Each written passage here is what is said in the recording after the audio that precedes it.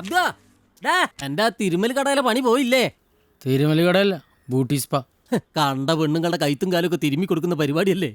അവിടെ വന്ന ഏതോ ഒരു അയ്യമ്മേന്റെ ലമ്മൂന്റെ ഭാഗത്ത് നിന്ന് എന്റെ കൈ പോയിന്നും പിന്നെ നാട്ടുകാർ നിന്നെ പഞ്ഞിക്കെട്ടാക്കിന്നൊക്കെ കേൾക്കുന്നുണ്ട്. ഓഹ്, അങ്ങനെയൊന്നും ഒത്തില്ല വ്യാസേട്ടാ. നമ്മളെ കൊണ്ടൊന്നും തൊടിയിക്കില്ല, ട്രെയിനിയല്ലേ. അങ്ങനെ എന്തെങ്കിലും ചെയ്തിട്ടായിരുന്നെങ്കിൽ ഒരു സുഖം ഉണ്ടായിരുന്നു.